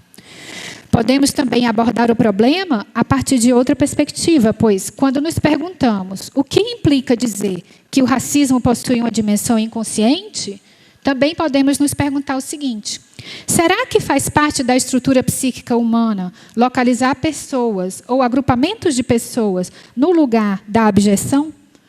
Há argumentações de Freud que parecem ir nessa direção. Então, em Psicologia das Massas, ele faz uma articulação entre narcisismo e repúdio da alteridade. Eu não vou ler o trecho, se vocês quiserem, eu refiro depois. Então, ele elabora a hipótese de que os membros de um grupo se identificam em torno de pequenas diferenças que salvaguardam o seu narcisismo, ao mesmo tempo em que proporcionam a canalização da agressividade para um grupo distinto, que passa a ser alvo de ódio. Trata-se do conceito de narcisismo das pequenas diferenças, expressão que Freud usou pela primeira vez em um texto chamado O Tabu da Virgindade, que é um texto de 1918, e que vem aqui a serviço de lidar com o seguinte estranhamento. Isso eu acho importante ler. Toda vez... Passa para mim, Laísa, por favor. Esse de baixo. Toda vez que duas famílias se unem por casamento, cada uma delas se acha melhor ou mais nobre que a outra. Havendo duas cidades vizinhas, cada uma se torna a maldosa concorrente da outra. Cada pequenino cantão olha com desdém para o outro. Etnias bastante aparentadas se repelem. O alemão do sul não tolera o alemão do norte. O inglês diz cobras e lagartos sobre o escocês. O espanhol despreza o português. Já não nos surpreende que diferenças maiores resultem numa aversão difícil de superar, como a do gaulês pelo germano, do ariano pelo semita, do branco pelo homem de cor. Esse conceito, o narcisismo das pequenas diferenças, vai ganhar outra formulação no Mal Está na Cultura, que eu não vou recuperar. Mas o que eu quero dizer é que essa hipótese ela parece potente para a compreensão de fenômenos relacionados ao ódio. Mas, em sendo essa hipótese de fato assumida, que saídas seriam possíveis? Será que a luta política... Será que a saída seria o quê? A luta política constante contra a repetição da abjeção? Estaríamos diante da inevitabilidade da repetição disso? É o que eu me pergunto, né? E aí eu tenho uma terceira questão. Não sei se eu tenho tempo, se eu posso apresentar a terceira questão. Já estou falando há 1 hora, né, gente? Vou interromper. A minha terceira questão, eu vou só resumir. É assim. É uma questão entre interseccionalidade e crítica da psicanálise. Porque, ao mesmo tempo que a Lélia está reivindicando que a mãe preta é a mãe, ela também está assumindo o modelo lacaniano do Édipo. Né? Então, na medida que ela faz isso, ela diz assim, que a mãe implica uma certeza, enquanto o pai é apenas assumido. E, com isso, ela está fazendo uma referência explícita a um texto do Freud, que se chama assim, O Romance Familiar dos Neuróticos. E ali o Freud cita um ditado latino que diz assim, né, que a mãe é certa. Não, sobre quem é o pai, a gente nunca tem certeza. Ora, mas o que eu me pergunto é que, na medida em que ela adota essa reflexão, ela não está desautorizando a própria hipótese dela.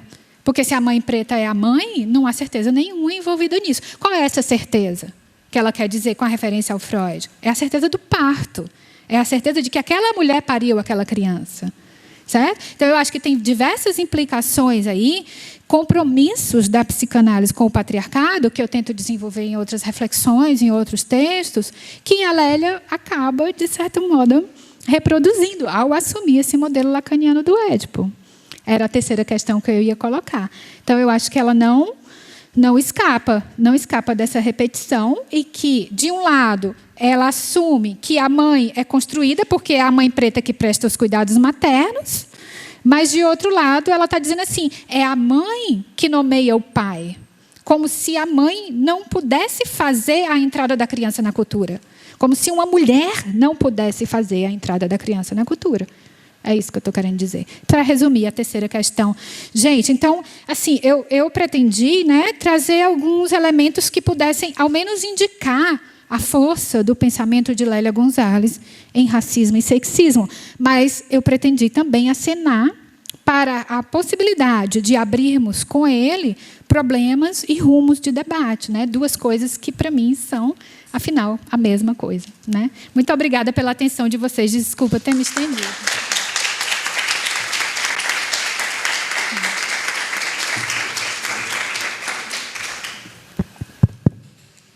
Lélia, de novo, né? Lélia, obrigada pela excelente exposição. Eu tô aqui. Não, gente. É que não estava dando mais lá em cima, que estava doendo a barriga. Sério, obrigada pela exposição. Eu acho que, dado o adiantado da hora, eu vou abrir para o debate, e daí a gente vai... Enfim, estou pensando em várias coisas aqui, mas acho que está todo mundo, né? E eu acho que eu abro primeiro para o público. Eu fiquei curiosa com relação, na verdade, obviamente, né, as suas provocações que vêm aí no final, né?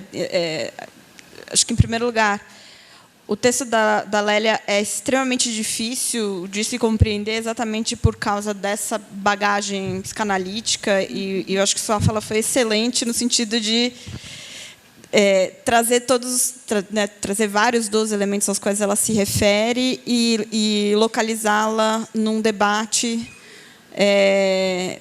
enfim, né, do qual ela foi excluída também, né, sobre, né, quando você fala da Segato, né. E aí, eu não sei se eu entendi completamente as suas 3 que seriam objeções, né, ao pensamento da Lélia. E acho que a primeira delas seria uma certa redução da relação entre psicanálise e política a uma certa tradição da psicanálise, né? O que complicaria para pensar a possibilidade de transformação, né? Você falou da resistência passiva, estou sem minhas anotações aqui, mas você falou da resistência passiva, e o que te interessaria seria pensar mais a possibilidade de transformação. Será que isso você está pensando isso a partir propriamente do recorte que você fez, ou será que isso pode ser atribuído de fato a Lélia Gonzalez, né? Porque tem todo um papel dela como militante política, né? Que estava, enfim, ligada, né, ao movimento da época, participando das conferências e etc., né? Eu acho que talvez tenha gente na sala com mais bagagem para falar sobre isso propriamente do que eu, mas eu acho que ela não reduz, né, absolutamente tudo a psicanálise, pelo contrário, né, ela tem uma compreensão da política que é um pouco mais diferente. Então, minha primeira questão iria nesse sentido. E aí a minha segunda questão seria com relação a esse terceiro ponto que você levanta. E daí só como provocação, mas porque eu não entendo nada dessas coisas. Então, eu tenho uma amiga que é psicanalista, que você conhece, a Renata, que é uma amiga que é psicanalista, que ela faz sempre o contrário. Ela defende o Freud, ela sempre acha uma leitura feminista do Freud contra as críticas feministas a ele. E aí, a pergunta que eu te coloco é o que ela, em geral, coloca para mim quando eu faço alguma provocação, que é a seguinte: ao acusar a Lélia Gonzalez de assumir uma posição mais tradicionalista da leitura do Freud, daí seria quase uma contradição da argumentação dela, né, que você está apontando, você não estaria comprando também uma leitura do Freud que é muito essencialista, né, em que as relações de opressão seriam pensadas de maneira ahistórica e acultural, né, sem pensar a ideia de história e formação da cultura. Né, portanto, não daria para salvar o Freud e a Lélia Gonzalez, nesse sentido, de estar fazendo uma leitura menos essencialista da psicanálise freudiana. Alguém mais, gente? Querem fazer as perguntas logo? Eu levo para ele. Precisa dar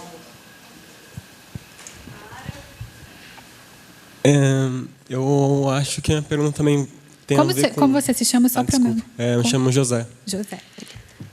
Tem um pouco a ver com que, talvez, eu não sei mais com o que a mãe estava dizendo sobre essa leitura essencialista, porque no final eu entendi que ela estaria dizendo que a mãe para ele seria a origem de todo o conhecimento de mundo ou de visão de mundo da pessoa, assim, né? Mas, ou não foi exatamente isso a crítica Diz de final. novo, que eu não entendi muito bem. Que a mãe o quê? Que ela estaria legitimando a mãe como um lugar de origem do todo o conhecimento da pessoa, assim, da visão de mundo original. Mais ou menos. Eu posso situar isso depois na resposta.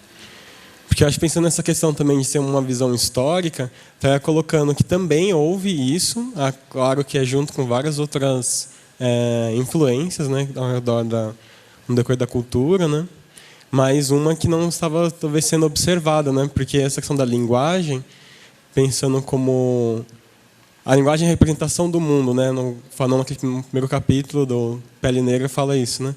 E aí, se é uma representação do mundo, é tanto o reconhecimento do mundo como também a possibilidade de você mudar a linguagem para também mudar o mundo, né? Então, acho que tem muito essa pertinência, né? Por isso que também fala muito de nomear as opressões, né? Mas não sei se necessariamente isso iria legitimar como uma única fonte, né? Necessariamente, assim, da forma como eu entendi que foi. Ok.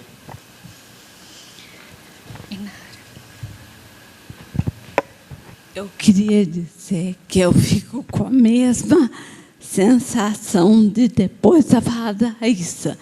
Depois da sua apresentação, a gente quase não consegue dizer nada mesmo. Mas eu queria só pegar a última provocação que você fez, diz que ela comprou a leitura do pai, do Lacan, do Freud, no Édipo, né? E que aí, que eu acho que vai na mesma direção da questão da Monique. Primeiro, eu queria te perguntar qual é a relação de interseccionalidade com a crítica da psicanálise. Uhum. Porque isso eu não vi. E eu acho que você não teve tempo de desenvolver. Então, por isso que...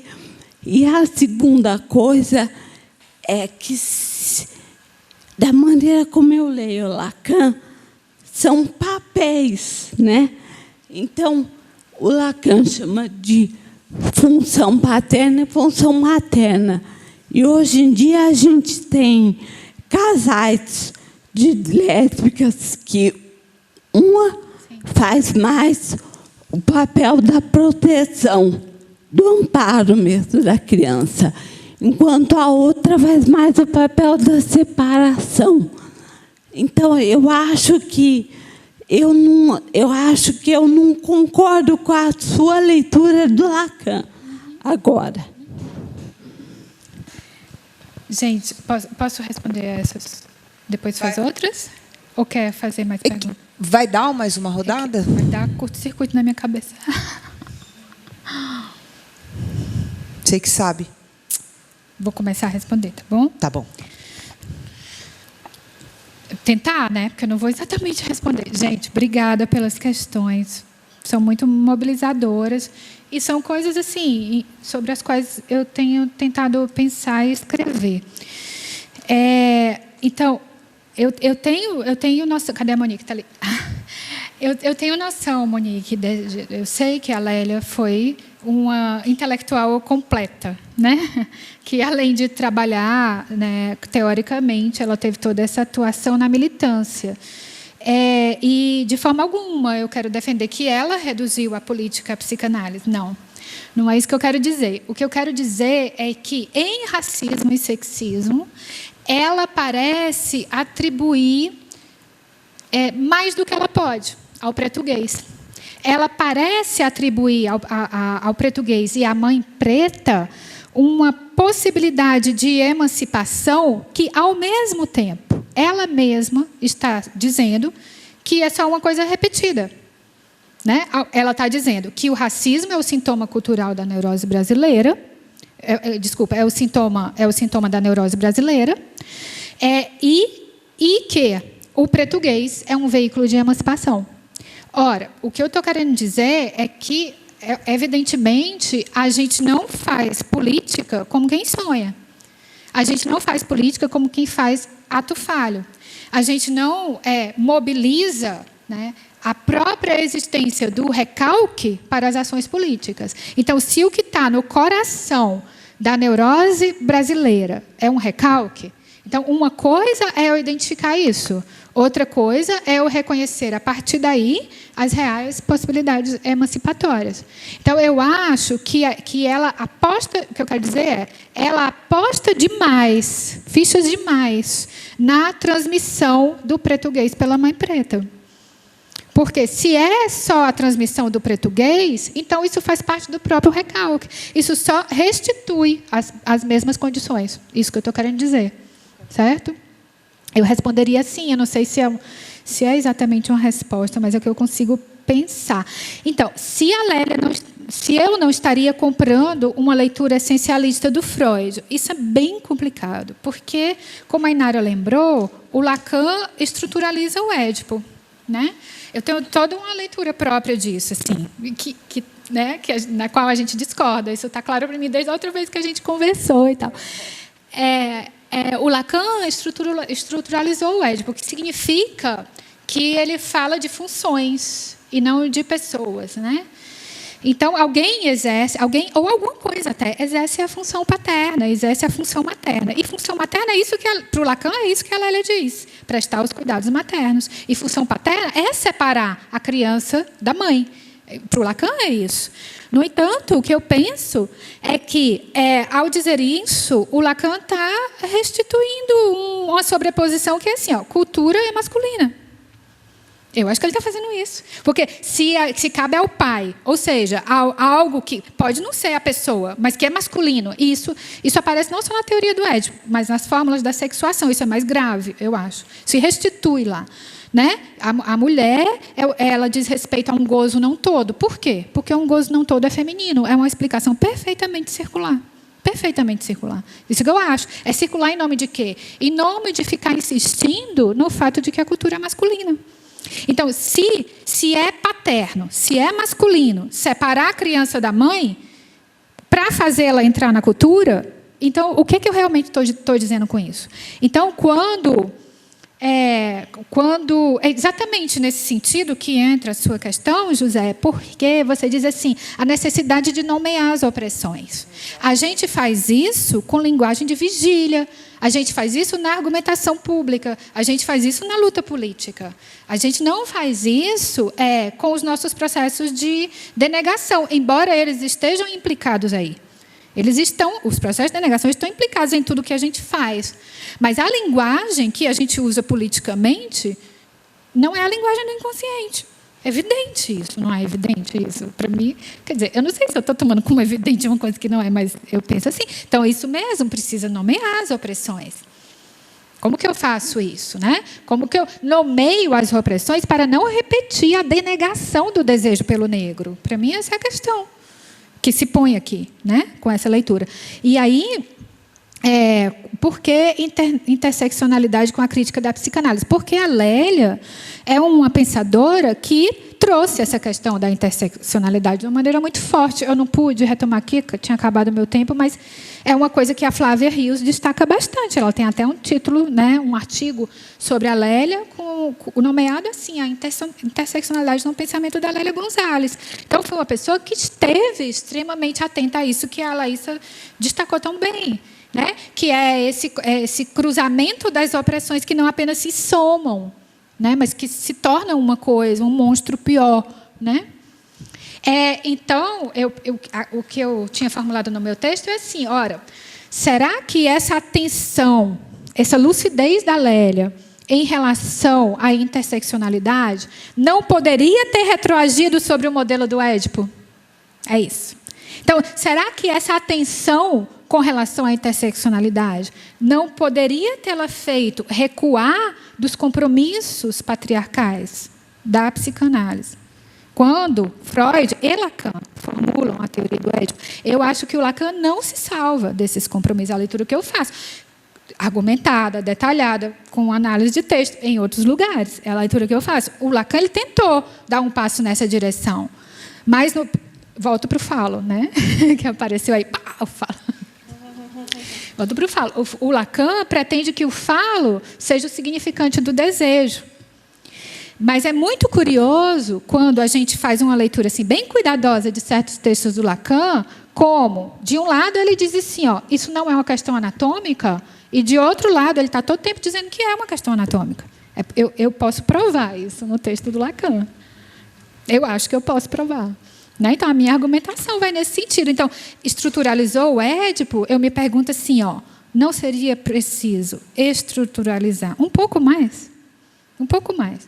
De modo que a gente não precise reproduzir essa equivalência entre cultura e masculinidade, que foi essa equivalência que sempre nos alijou da esfera pública. É isso que está colocado, no final das contas, né? Então, é isso que me importa pensar, nessa direção. Não sei, eu tenho noção assim, de que não exatamente respondo, mas são os elementos que eu consigo organizar, sabe? Posso? Pode. A partir da psicanálise, eu vou precisar que você venha mais, a gente vai precisar de mais vezes mesmo. Aí enfim, é déficit de formação mesmo, né? Então, agora, então eu vou conversar com as suas perguntas. Eu com sobretudo essa. Bom, eu estou feliz porque você me esclareceu um monte de coisa, enfim, me ensinou um monte de coisa. Pelo menos eu entendo com mais, acho que clareza, tanto essa figura da mãe preta e também a do racismo como, né, expressão da neurose.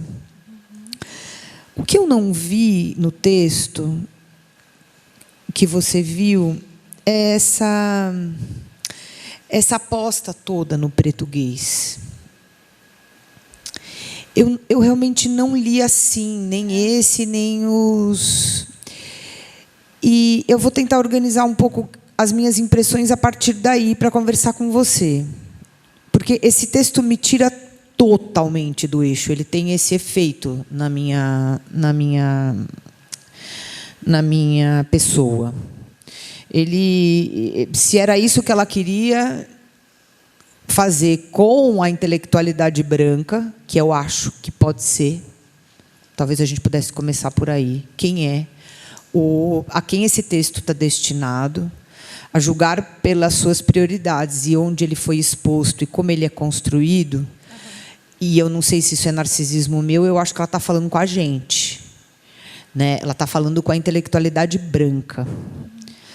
E talvez ela tenha uma intenção bem direta, a julgar pelo tipo de intervenção política que ela faz, tanto no movimento negro unificado quanto nas conversas com as mulheres, de atingir a percepção das mulheres brancas dentro da academia sobre a coisa toda, né?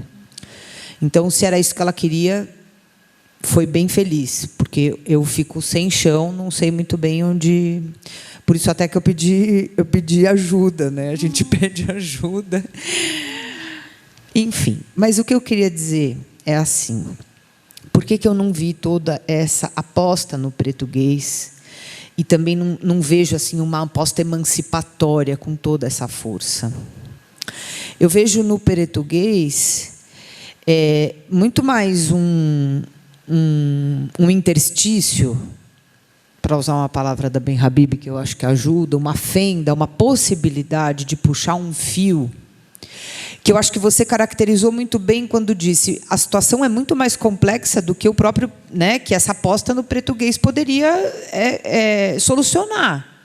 Eu entendi isso na sua fala, né? Se a gente aceita o caminho dela, o português não pode ser uma saída, né, a contendo. Você usou a palavra bordejante, achei super bonita, né? Seria uma... Agora, ao mesmo tempo que eu não vejo essa aposta toda, eu vejo parece que é um lugar do qual ela puxa um fio. Por quê? Porque sim, aí eu diria que é pela fala. É pela fala e é pela possibilidade de se tornar sujeito da fala, sujeito do conhecimento, e, para usar um pouco uma coisa que a Laísa falou muito hoje, o sujeito da própria história. Por isso que eu acho que ela está falando muito com a produção intelectual. Acho que aqui tem também, de cara, o texto começa com esse termo, né?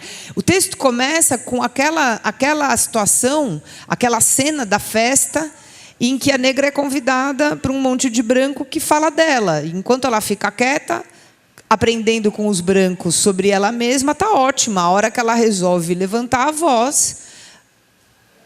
Melhor que zumba. Né?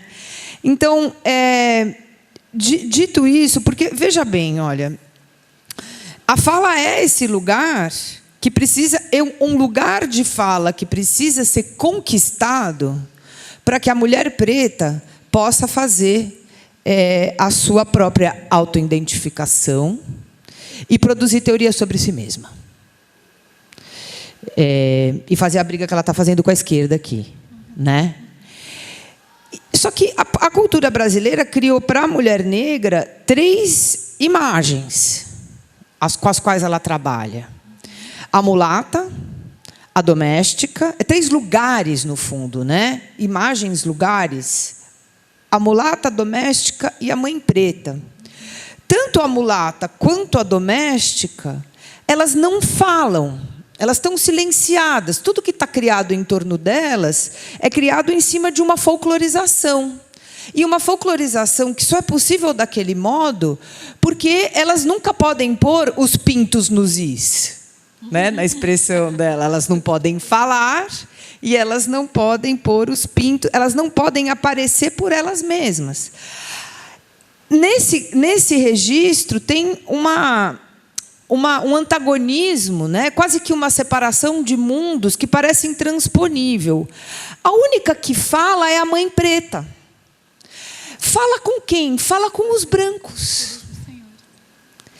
É isso que eu vi no português. Um fio que talvez por aqui se puxe o fio para desconstruir essa imagem da mulata e da doméstica. Ou seja, para construir uma outra imagem da mulher negra. Então, eu tinha uma visão dessa enunciação, né, da importância da fala aqui, nesse sentido mesmo, que era o seguinte: como é que a gente começa a falar com eles? E talvez seja bom lembrar que a gente já falou. Só que entre esse momento e agora existe uma cultura toda soterrada no escombro de uma série de, sei lá, de imagens, de estereótipos que ou a mulher é a mulata, ou ela é a doméstica, ou seja, ou ela é a puta, ou ela é a serviçal. Então era um pouco nisso, assim. Eu estou falando isso porque quando ela fala da rasteira, eu vejo a rasteira, mas nesse sentido, na rasteira na raça dominante, né? E o português como enfim, é isso aí. Já falei tudo que eu queria falar, na verdade. É um pouco é isso. Enfim, é isso aí. Não sei aí. O que você acha? Agora, de resto, só para terminar uma coisa que eu realmente acho que é eu fico perguntando, toda vez que eu leio, eu desloco o meu olhar do texto. Eu sei o que você está dizendo. A moça me confunde. Alguém mais? Não.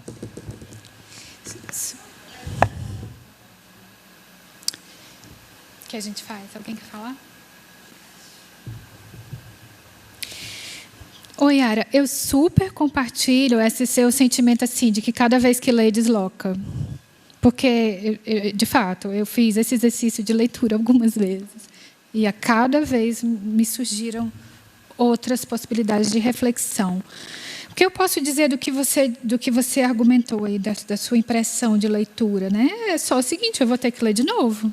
Porque realmente eu não posso estar errada na minha leitura. Claro, eu tenho que voltar lá, fazer tudo de novo, tenho que verificar.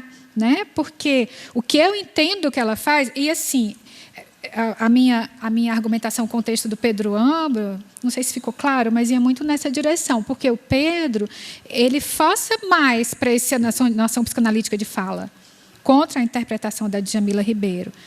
E aí isso me permitiu perceber que talvez haja um certo deslocamento, para usar a mesma palavra, entre o conteúdo do que a Lélia está argumentando e o que ela faz.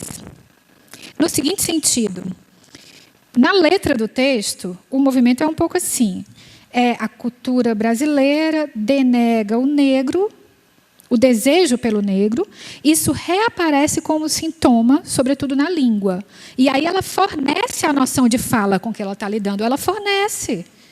Ela cita o Jacques Lamillet logo no início do texto e está dizendo assim: a noção de linguagem que vai operar aqui para mim é esta.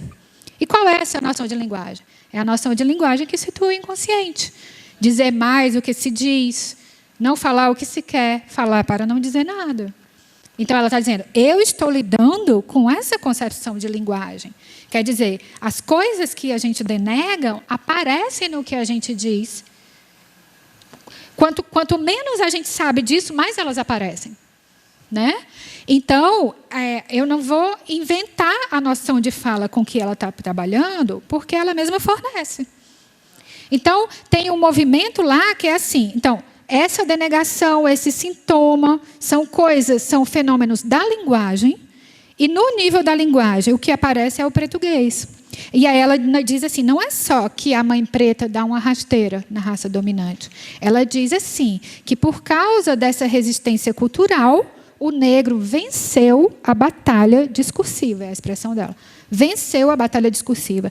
Então, eu não sei se eu me apeguei nisso demasiadamente, mas eu entendi que minha suspeita é que ela estivesse enxergando possibilidades emancipatórias no próprio uso da linguagem. Pode ser, eu não estou recusando isso. Há possibilidades emancipatórias no próprio uso da linguagem? Talvez haja. Isso é relevante? É suficiente? Não.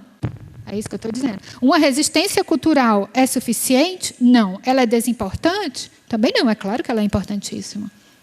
É claro que ela é importantíssima. Mas, para eu pensar resistência efetiva e transformação social, tudo bem, eu não vou me afastar tanto da psicanálise, mas ela não é suficiente.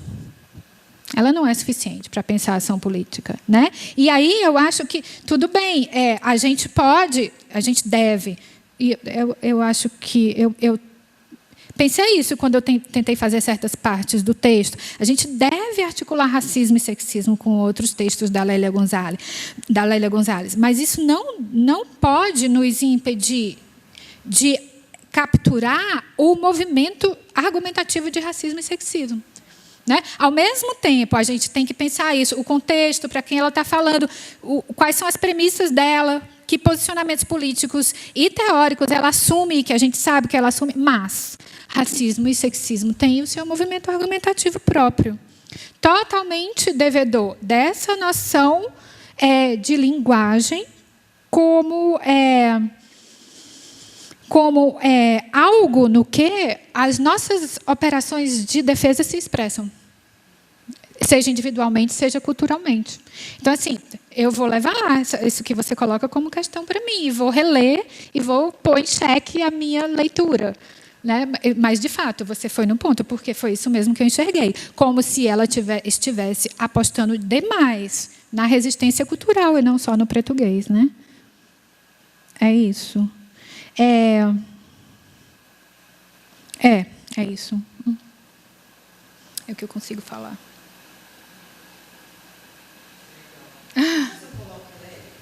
Vamos.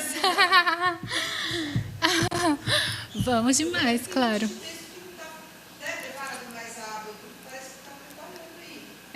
Pois você me falou isso, não foi? Muito massa, muito legal. Márcio? É nóis. Vamos terminar esse primeiro?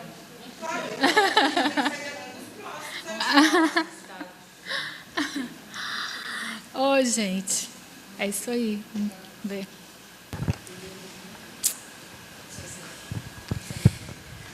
Deixa eu só dizer uma palavra antes de você encerrar, Laís. Eu queria dizer que eu me sinto muito honrada de participar dessa mesa com você, viu?